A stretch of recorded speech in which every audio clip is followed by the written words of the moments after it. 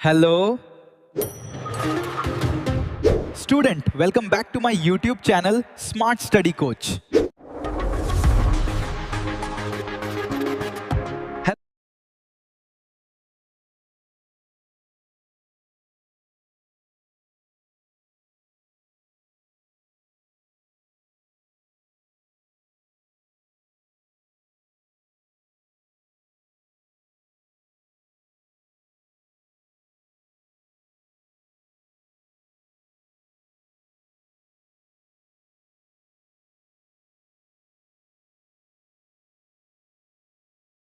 तो हम लोग जानेंगे ओम के नियम के निगमन के बारे में। ठीक है।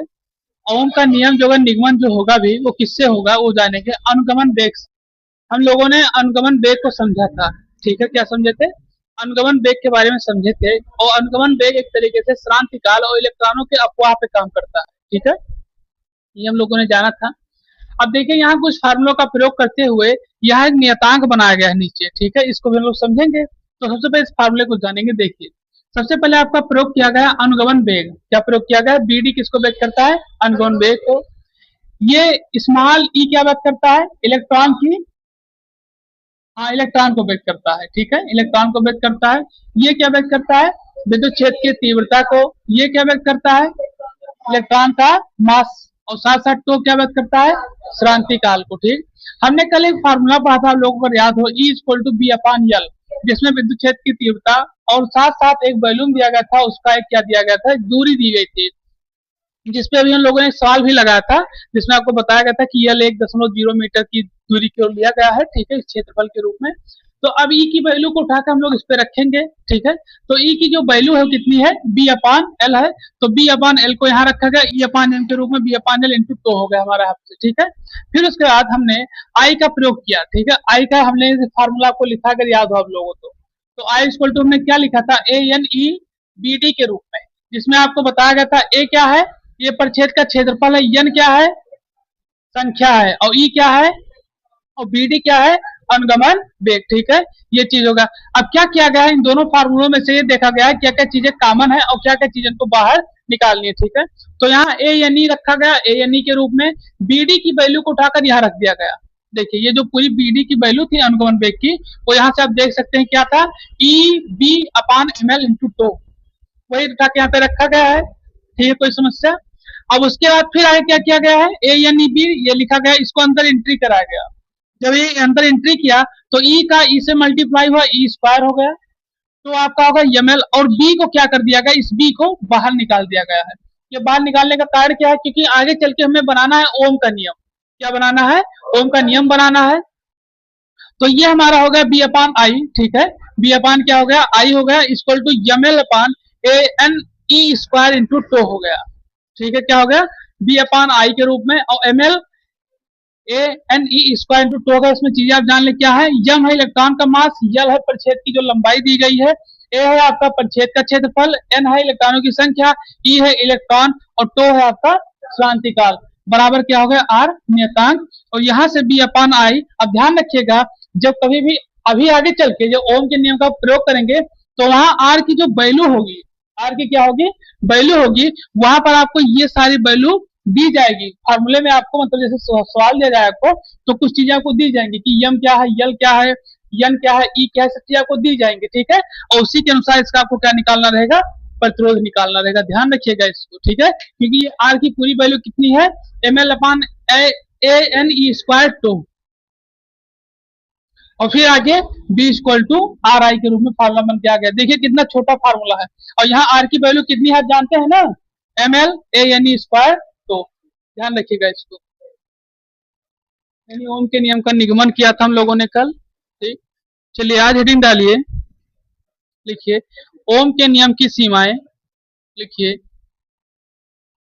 तो हम लोग कल समझे थे ओम के नियम के बारे में भी। ठीक है, और ओम के नियम के बारे में जब हम लोग समझ रहे, तो आपको ध्यान होगा, जब हम लोग प्रतिरोध को समझ रहे थे, ठीक है, प्रतिरोध को, तो वहां पे आपको बताया गया था, प्रतिरोध में ये बताया गया था कि जब कभी भी विभवांतर और धारा का, ठीक है, कोई ग्राफ खींचा जाएगा, तो एक तरीके से सरल रेखीय पथ पर हमें, मतलब सरल रेखा में ग्राफ प्राप्त होगा। ठीक है, ये आपको बताया गया था कल ओम के ही नियम से।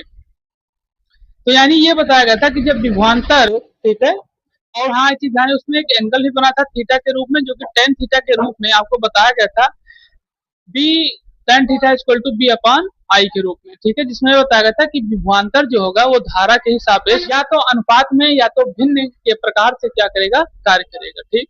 तो कल हम लोगों ने इस चीज के बारे में समझा था, आज हम लोग जानेंगे इसी उसी को देखते हुए अगले टॉपिक को कि ओम के नियम की सीमाएं क्या है और वो आरेखिक, ठीक है, बी आई का अभिलक्षण गुण और क्या होता है। जैसे एक बी आई का आपने गुण देखा था जिसमें आपको सरल रेखा प्राप्त हुआ था, आज हम लोग जो बी आई का एक और गुण देखेंगे जिसमें देखेंगे क्या कि क्या ओम के नियम की जो व्यवस्था है वो हर एक धारा पर और हर एक विभवांतर पर कार्य करती है कि नहीं करती है, नहीं करती तो क्यों नहीं करती, और अगर करती है तो कैसे करती है, ठीक है। इन सभी चीजों के बारे में क्या करेंगे आज हम समझेंगे, ठीक। तो चलिए फिर इसमें कुछ चीजें हम लिखेंगे, थोड़ी बहुत चीजें, ठीक है, और फिर इसका हम शुरुआत करते हैं। चलिए चलिए इसको सबको नोट करिए, फिर उसके बाद हम लोग इसको समझने का प्रयास करेंगे।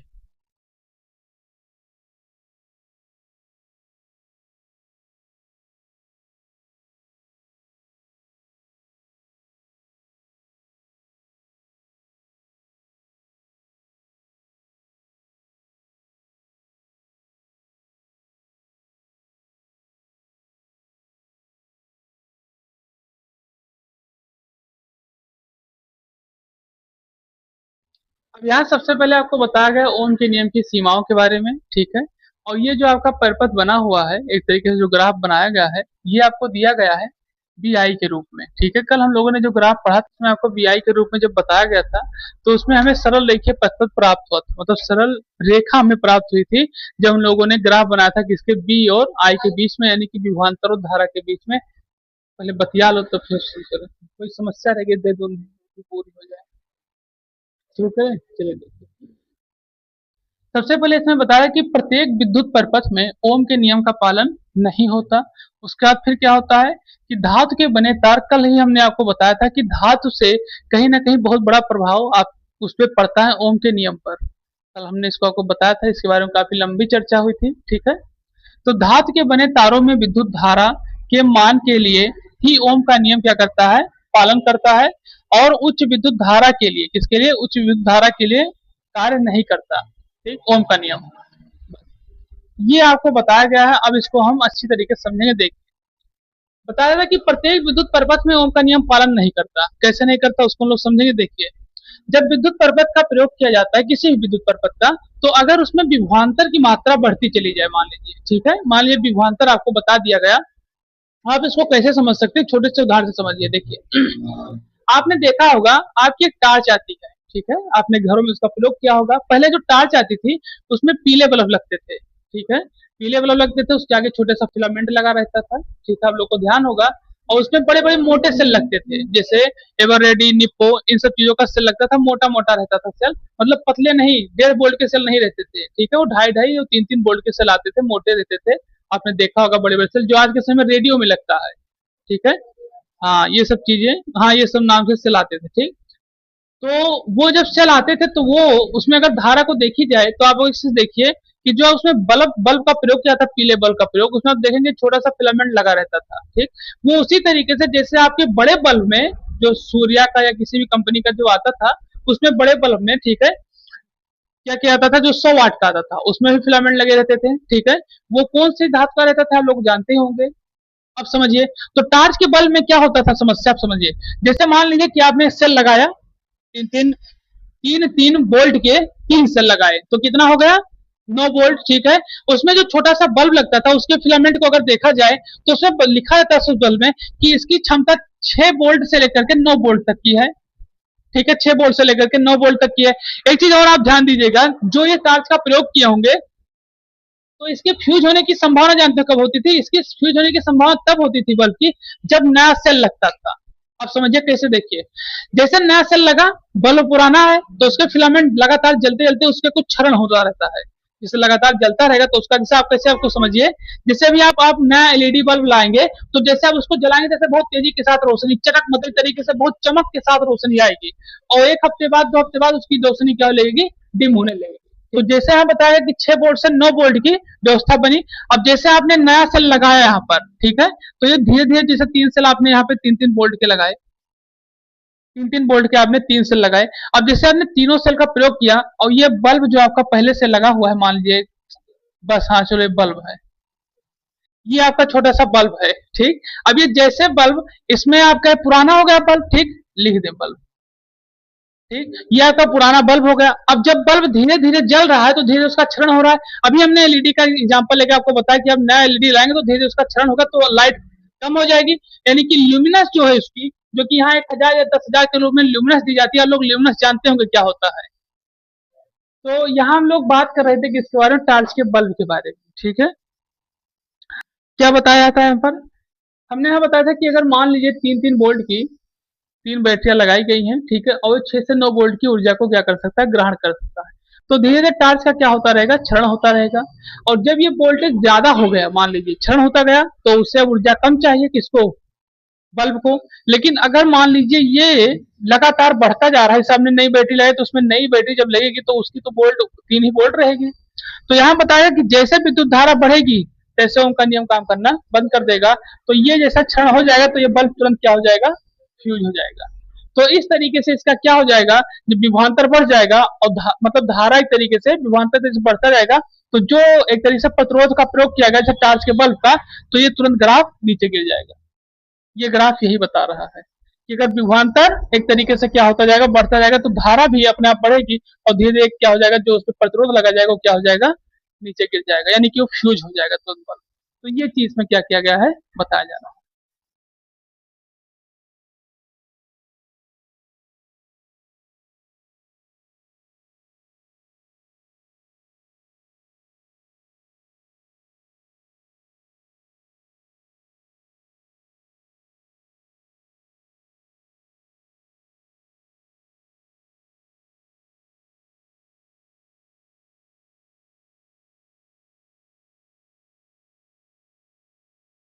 ओम के नियम की सीमाओं की जो व्यवस्था दी गई है, अब ये आरेख हमें थोड़ा अलग तरीके से दिया गया है। आरेख अलग तरीके से दिया गया है और हमें बता क्या रहा है, इसका हम लोग भी क्या करेंगे, समझेंगे कि ये कहीं ना कहीं ओम के नियम का पालन करता है कि नहीं करता है, इसका हम लोग जानेंगे, ठीक है। जैसे इसमें सबसे पहले आपको दिया गया है, इसमें ओम के नियम से क्या क्या चीजें बताई गई हैं, ठीक है, ये चीज हम क्या करेंगे इसमें समझेंगे, ठीक है। यहाँ सबसे पहले आपको बताया गया है कि द्रव द्रव अवघट्य, ठीक है, द्रव अवघट्य के बारे में बताया जा रहा है। आपको केमिस्ट्री में द्रव अवघट्य पढ़ाया गया है, ठीक है, द्रव अवघट्य पढ़ाया गया है। उसमें आपको बताया गया है दो चीजें, एक प्रबल अपघट्य और एक दुर्बल अपघट्य, ठीक है। प्रबल विद्युत अपघट्य और दुर्बल विद्युत अपघट्य, उसमें आपको बताया गया है। अब समझिए, आपने देखा होगा कि ये ओम का नियम इस पे कार्य क्यों नहीं करता, वो एकदम साधारण से भाषा को बता दे। देखिए, इसमें एक चीज दिया गया है, आप ध्यान से देखिए, लिखा क्या है, डायोड बल्ब। क्या लिखा है, डायोड बल्ब। डायोड बल्ब जो होता है एक तरीके से वो किस पे कार्य करता है, आपको पता है, आपको पता होगा, आपने देखा है कि बल्ब आता है, पहले उसको वो बल्ब लगा रहेगा, तब तक एलईडी बल्ब भी आता है, थोड़ा महंगा आता है, वो आप देखेंगे पहले लगा रहेगा एक तरीके से, तब तक जलेगा और लाइट जाने के बाद भी जलेगा, आता है नहीं, हाँ जल। अगर आप उसको निकाल भी लेंगे, उसमें पीछे हाथ रखे रहेंगे तब भी जलेगा वो, ठीक है, जलता नहीं जलता। तो बस यही चीज है उसमें, अब समझिए यहाँ पर। तो सबसे पहले से यही बताया जाए कि जो आपके द्रव अपघट्य थे, वो चाहे प्रबल विद्युत अपघट्य हो चाहे दुर्बल विद्युत अपघट्य, उनमें दोनों चीजों में अगर देखा जाए तो आपको याद होगा, अगर हम मान लिया प्रबल विद्युत अपघट्य ले रहे हैं, यानी कि HCl, ठीक, HCl ले रहे हैं, HCl प्रबल विद्युत अपघट्य होता है ना। और आप देखेंगे यहाँ पर कि H पे कौन सा चार्ज है, प्लस, और Cl पर माइनस। अब हमें पता है कि Cl पे माइनस है, तो इस पे अगर हम इलेक्ट्रोडों का प्रयोग करेंगे तो हम H पर कौन सा इलेक्ट्रोड लगाएंगे, यस। तो जब हम लोग N पर, मतलब जो हाइड्रोजन दिया गया है उस पे प्लस चार्ज है, तो इस पे कहीं ना कहीं कौन सा इलेक्ट्रोड लगेगा, कैथोड लगेगा। और हमारे पास जो Cl है वो क्या करेगा, इस तरीके से एनोड, यानी कि ये C और A पर कार्य करेगा। लेकिन अगर हम ये कहते हैं यही कि हम लोग इस पे C लगाएंगे और इस पे A लगाएंगे, तब क्या होगा, तो क्या धारा बाहर निकल पाएगी, या क्या एक तरीके से अवशोषित करेगा, ये कुछ नहीं करेगा।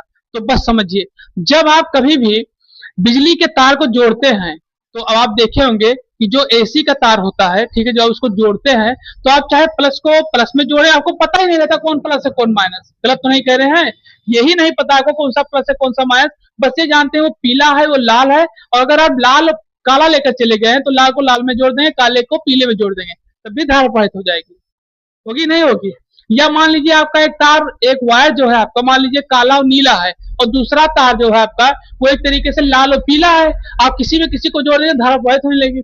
लेकिन ये व्यवस्था आपके इसमें नहीं है, ये है इसमें, तो जब है ही नहीं तो किस तरीके से ओम का नियम का पालन करेगा?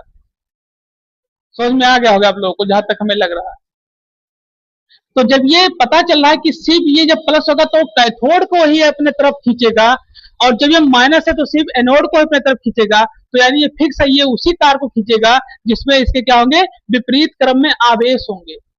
लेकिन विद्युत धारा में तो ऐसा तो नहीं होता। विद्युत धारा आप क्या जैसे तार को ऐड देंगे वैसे धारा प्रवाहित होने लगेगी। इसका मतलब यही कि ओम का नियम का पालन नहीं करता। अब इसमें और फिर आगे बढ़िए, फिर बताया था निर्वात नलिकाओं, क्रिस्टल दृष्टिकारी, अर्धचालक, डायोड बोर्ड में विद्युत कम विद्युत धारा के लिए भी ओम का नियम पालन नहीं करता। ठीक, अब कैसे समझिए? अगर आप बहुत एकदम मतलब डीप में चली जाए, ठीक है, आपने देखा होगा एक बैटरी को एकदम से क्या हो जाए, आपने देखा होगा कितनी भी बैटरी डीप में चली जाए, ठीक, तो वो एक तरीके से बल्ब को जलाने में धीरे धीरे असमर्थ हो जाती है। जैसे भी आपने सुना होगा कि बैटरी एकदम डीप में चली, इसको रिचार्ज करना पड़ेगा, मतलब फिर से उसे डायरेक्ट करंट दिया जाएगा, ठीक है, तो धीरे धीरे उसमें क्या होना है, वोल्टेज बढ़ना शुरू होगा। लेकिन अगर आपकी जो धारा प्रवाहित होती है एसी, कितनी भी डिम से डिम धारा आए, लेकिन आपके बल्ब को जुगनू की तरीके से जलाएगा जरूर। गलत तो नहीं करें? तो यहाँ डायोड बल्ब के बारे में ही बताया जा रहा है। डायोड बल्ब के बारे में क्या बताया कि अगर इसका डायोड बैठ गया तो किसी भी तरीके से बल्ब को ये जला नहीं सकता। ठीक, क्योंकि न जलाने का क्या क्या समझिए, क्योंकि इसमें धीरे धीरे विभवांतर देखिए बढ़ता जा रहा है। ठीक, तो जब विभवांतर तो बढ़ता जाएगा लेकिन धारा नहीं बढ़ेगी, धारा नहीं बढ़ेगी, तो इसके कारण से ये चीजें इसमें क्या की जाती है, बताई जाती है।